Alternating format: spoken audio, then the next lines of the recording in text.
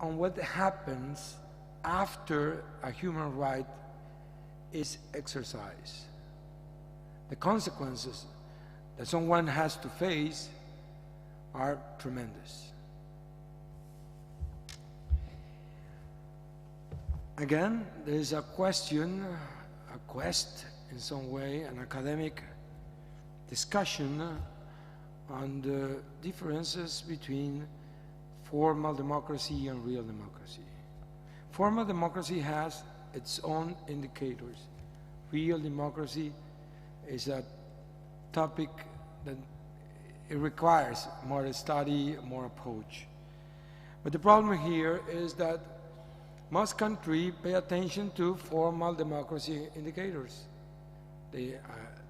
Again, the suggestion is to pay attention to the real democracy indicators, like these ones. What is supposed to happen when someone decides to oppose a government? By the way, let me tell you something. The Venezuelan diplomat is here. And in front of them, before him, I would like to point this out. There is a program, a computer program named My Santa. I have it in my computer. I could find it. If I write it down, if I write down my ID number, my Venezuelan ID number, the program will show me how I voted in the last 3 elections. Voting is a confidential and a secret act. How could they possibly know to whom I voted for? How? It might be interesting to pay attention to that kind of things. I invite you to pay attention to it.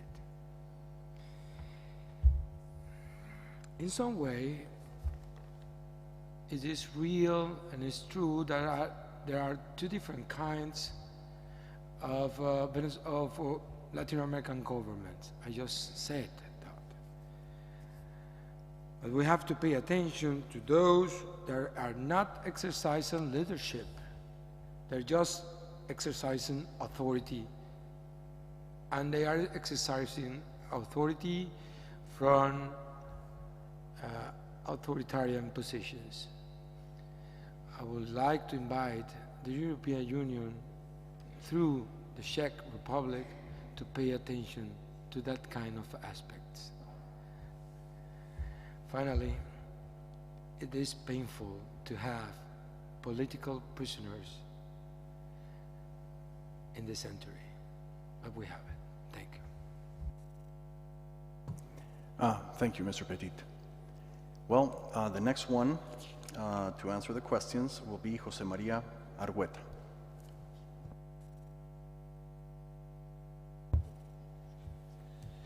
Yo comparto el hecho de que hay muchas Américas Latinas. Efectivamente, es un abanico de colores. Yo me he permitido hablar de Guatemala, que es un país que más o menos conozco, cuya realidad he estudiado, de cuya historia he sido parte, algunas veces no muy afortunadamente. Déjenme decirles que nosotros transitamos de regímenes militares a regímenes democráticamente electos, y que si nosotros vemos para atrás 20 años, pues yo mismo debo admitir que estamos mejor que entonces. Pero en términos del Estado de Derecho, en términos del respeto a los derechos humanos, efectivamente hay avances, pero no al punto en que yo pueda decir que Guatemala es una democracia funcional, como digo yo. Y yo le llamo funcional porque yo espero que funcione para todos. En 1985, siendo yo un asesor del ministro de Economía responsable por guiar al señor ministro de Economía en lo que eran los temas de la integración regional y sobre todo en la negociación de lo que nosotros llamábamos el Nauca II, que son las barreras arancelarias, me di a la tarea de documentar la corrupción tanto de miembros del sector privado que estaban dispuestos a pagar para obtener las tarifas que protegieran sus industrias, como de los funcionarios públicos que recibían el pago por ofrecer estas tarifas. Aparentemente todo estaba en orden porque era una transacción que se hacía de acuerdo mutuo. El problema es que se hacía de espaldas a la población. Con la documentación en la mano yo fui frente al señor ministro, presenté las pruebas de la corrupción que denunciaba. El señor ministro rebatió en principio diciéndome que las personas que estaban a cargo de esta negociación eran gentes de su confianza y que eso no podía ser posible. Yo le dejé los documentos en la mano. Pasaron 3 semanas, yo me fui a sentar en la puerta del despacho a hacer antesala hasta que el señor ministro no tuvo más posibilidad que atenderme. Y finalmente me dijo: estamos trabajando en tu caso y te tengo una buena noticia. Te vas a estudiar una maestría en planificación económica a la Universidad Católica de Chile. Yo le dije: señor ministro, con todo respeto, yo tengo una maestría en economía internacional, no necesito una segunda maestría y además no vine aquí a discutir con usted temas de mi educación. Vine aquí a discutir un tema de corrupción. Para hacer la historia corta, 3 meses después yo estaba en la calle y todo lo demás estaba normal. Cuando me involucré en el proceso de paz de mi país, lo hice creyendo que como no teníamos un pasado en el que pudiésemos pararnos firmemente para construir la Guatemala que yo quería que construyéramos, que debíamos de construirla a partir de un sueño. Y propusimos un sueño. Y este sueño está reflejado en los acuerdos de paz. Pero el Estado de Derecho de hoy sigue reflejando las mismas dolencias que aquel Estado de Derecho cuando yo en 1985 hice la denuncia.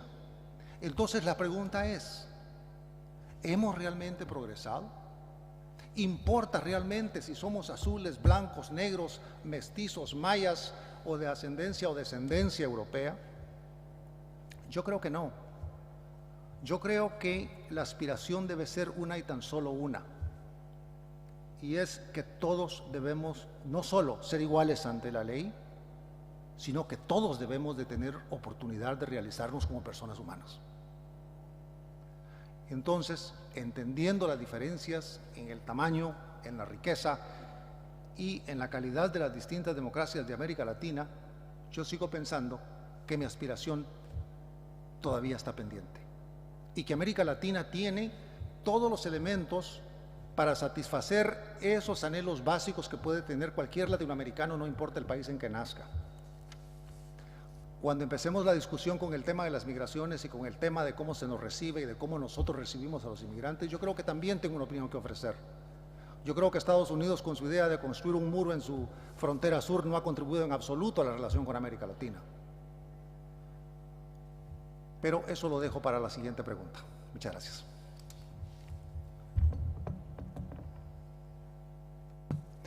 Thank you very much, Mr. Argueta. The next person would be Bob Amsterdam.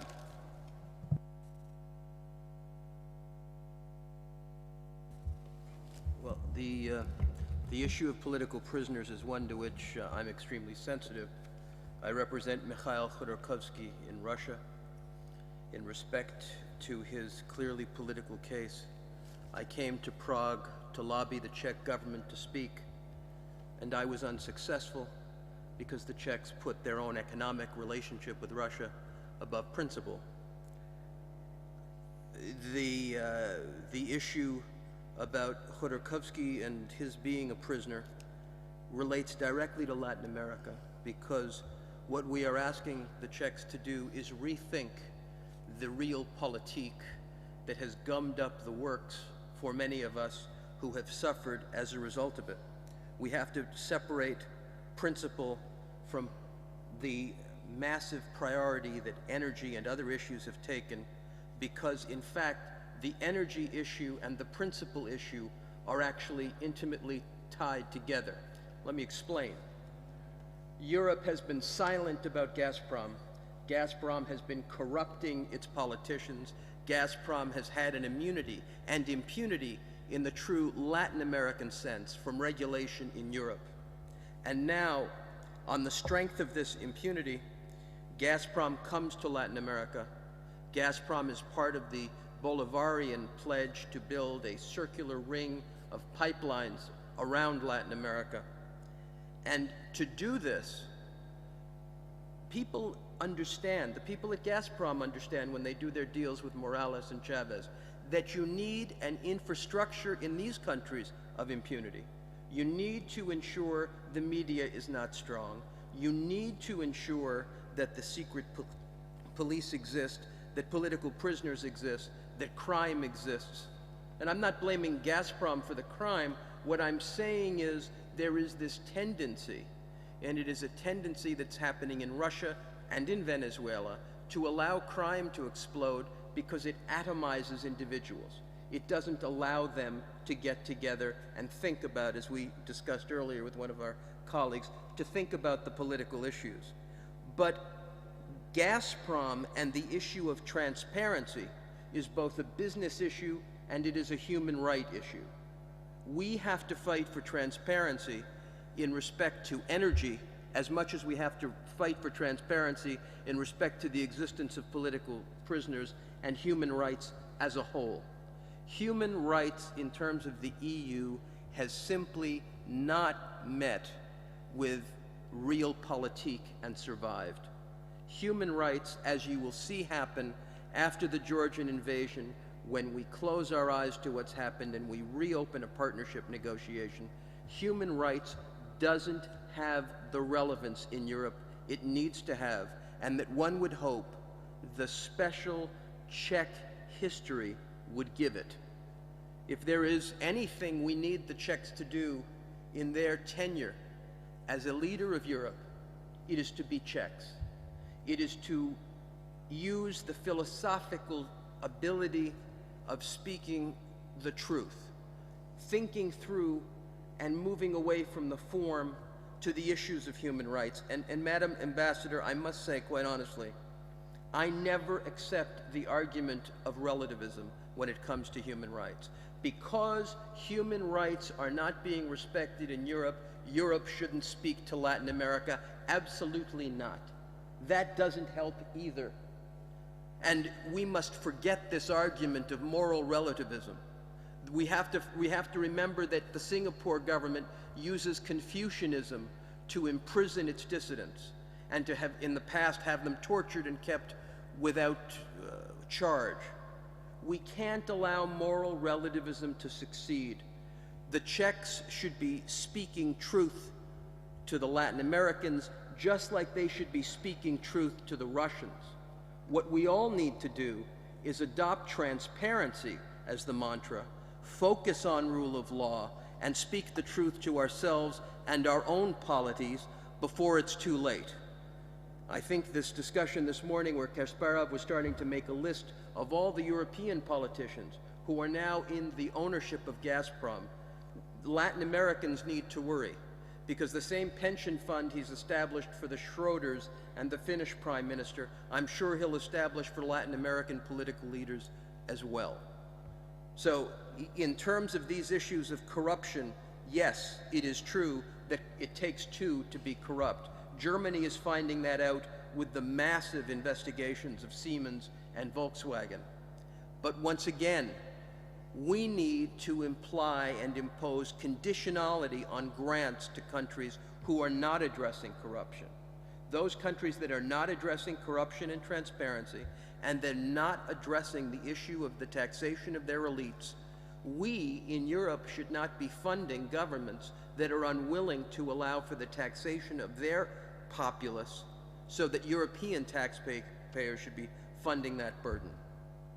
And in terms of what kind of Latin America, I agree with the ambassador.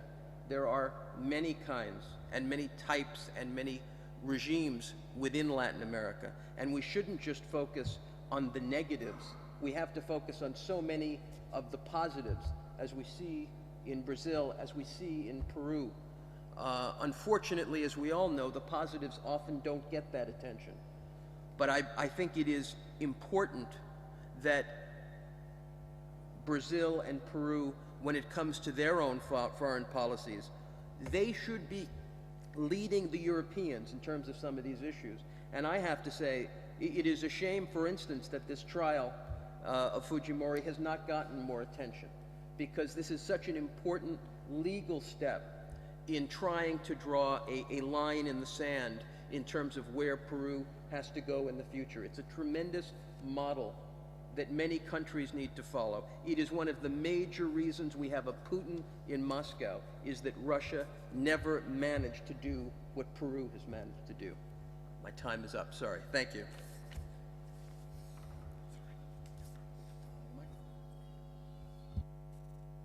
Thank you, Bob, very much for that.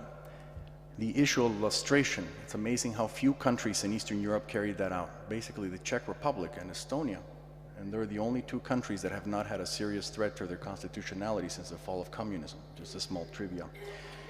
The last panelist to speak and answer the questions will be Carlos Salazar.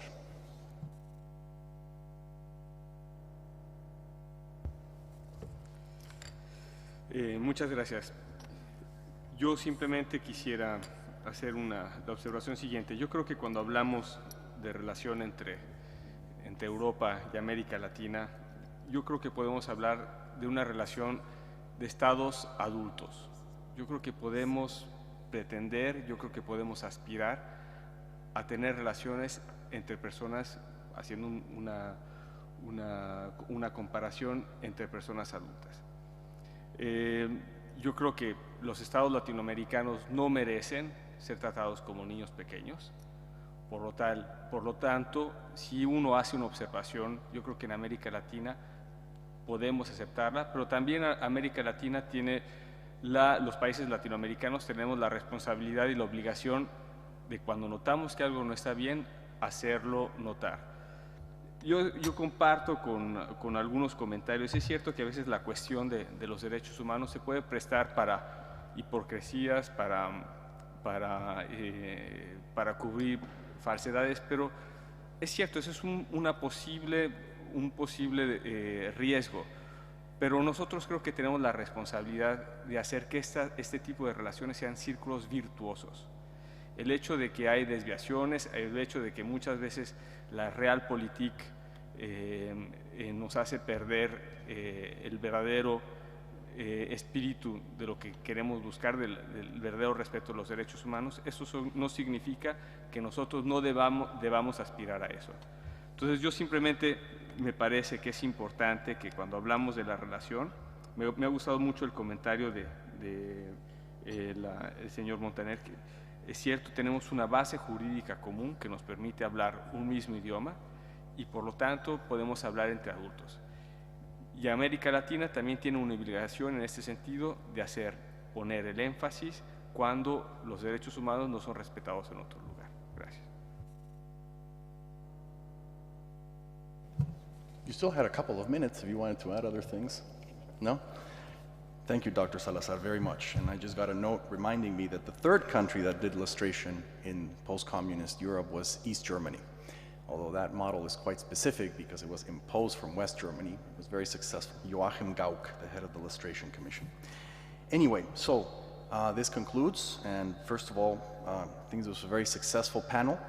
It was also very refreshing for many of us who have attended many panels on Latin America, mainly because the Latin American panelists agree that Latin America should own its own problems. I didn't hear a single time when the United States or the usual culprits were blamed for the internal problems of Latin America. That is a big step, and any meeting of Alcoholics Anonymous will tell you that the first step to overcoming a problem is to admit there is a problem, and it is your problem, not someone else imposing a problem on you. Latin America definitely has some major problems, but hopefully with the help of foreign friends, they can start addressing some of them, and no least the Czech presidency of the European Union. Just as Brazil gave us the Masaryk of the hemisphere, who was Kubitschek, Juscelino Kubitschek, they also gave us the Foro de Sao Paulo, which congregates a lot of the controversial governments you've been talking about, And their stated open goal, you can even see it on the website, is to recover in Latin America what was lost in Eastern Europe. So I don't know why there was so much controversy. I think their goals are quite clear. Anyway, so thank you very much again to the Foreign Ministry, the MZV of the Czech Republic, especially Ambassadors Hubinger, Hrda, Bajgerova, Tomáš Pojar, Dlouhá, and of course Karol von Schwarzenberg. Thank you very much to the Respect Institute, Jan Rummel, Carlos Gonzalez, who had the idea to do this incredible workshop, Dita Grubnerova, and the other members of Respect, especially its Latin America program. A special thanks to Václav Havel, Ondřej Černý, Jakub Klepal of the Forum 2000 for organizing this forum already its 12th year. Thank you to the panelists, thank you to the guests, ambassadors, good luck to the Czech Republic, and remember, you can do miracles in Latin America. Děkuji vám moc krát.